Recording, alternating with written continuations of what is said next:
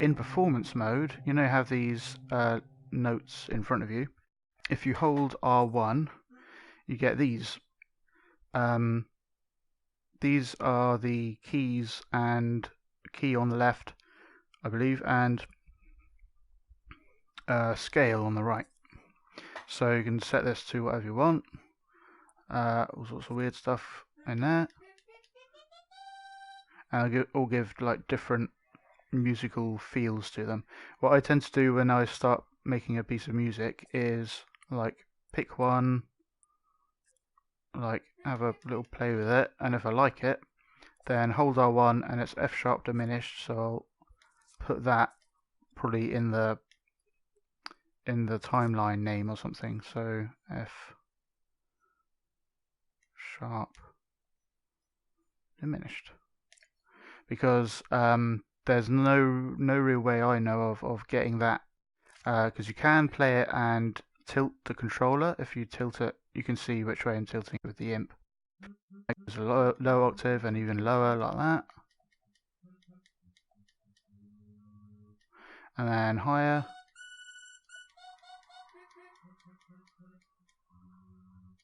Like that. So you can get quite a bit of breadth of range just using the normal, like, while performing, but it takes some getting used to. Now glide. Right, so let's turn on legato. I haven't played with this as much, so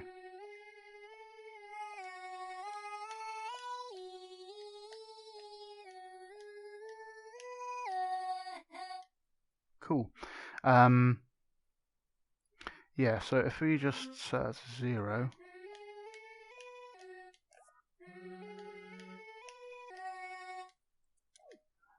see what that looks like. Do that. So it actually plays it like it's one note, but then it adjusts the like these pitch shift effectively as it goes, as you play different notes. So what I'm doing there is while holding the first note, I start pressing the second note and let go of the first one.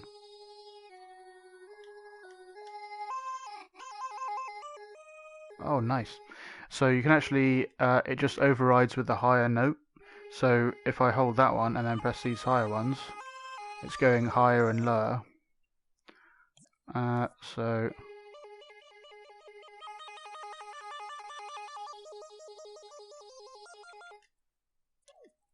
and that is all one crazy note.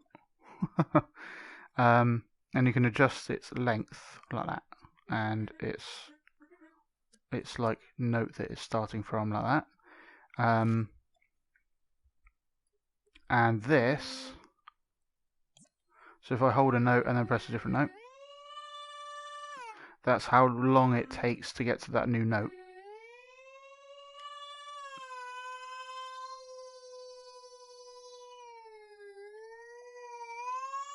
That sounds awful. So creepy. Yeah, so that's that. And that's why you have legato on, which is in settings, legato. You've got to be in performance mode for some of these settings to appear. So arpeggiator settings. This like plays a, so I'll turn it off. It like plays like that or whatever. If you turn this on, then it will just do that for you. And this is the speed, and this is if it loops or not.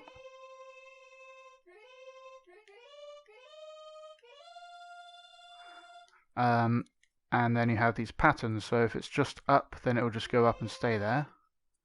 If it's down, it will go down and stay there. Up and down.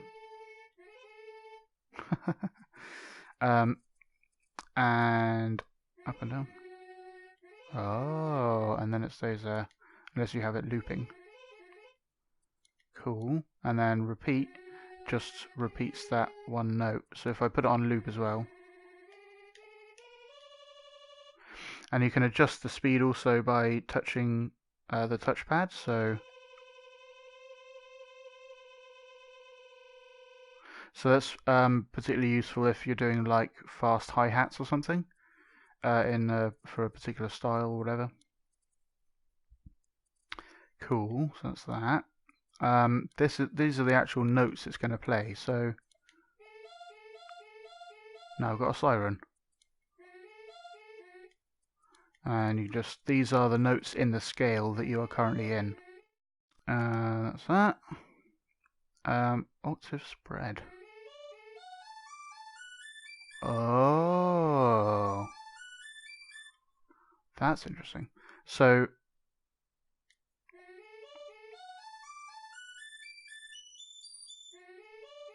that is ear piercing.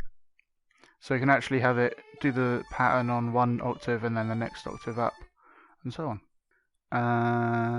While I'm there, actually, I'll look at some other settings. So there's also turn that one off. We have chords, chord settings, and this works the same way, but plays all the notes at the same time.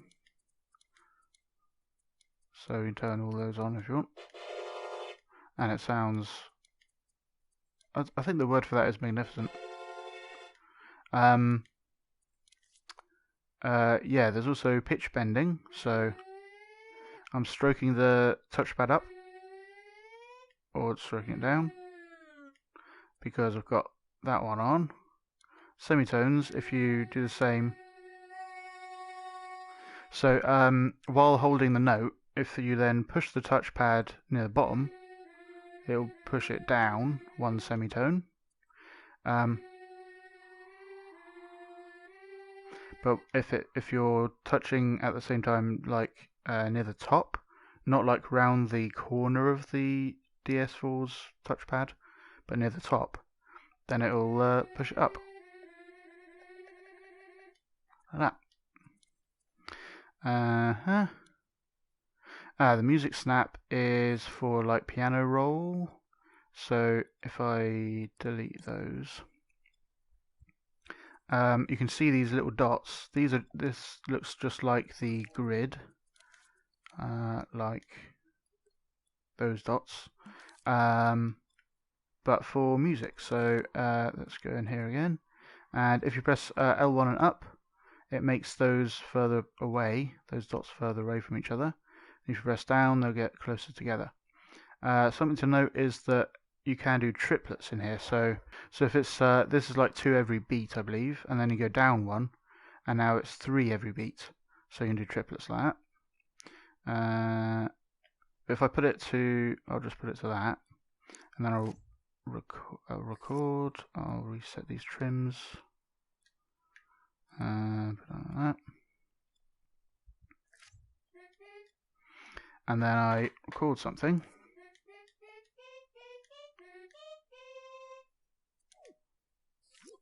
Like a lark. That's beautiful.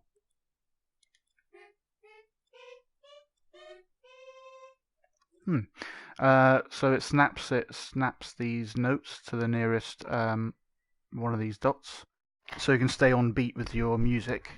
But if you're not playing at the same rhythm as these dots, then it will like start stacking them up and stuff. But that can be kind of cool. I've found some found some weird little melodies I wouldn't have otherwise, just by using the what do you call it? The music snap, and just recording something and then seeing what I get, and you can adjust that here as well.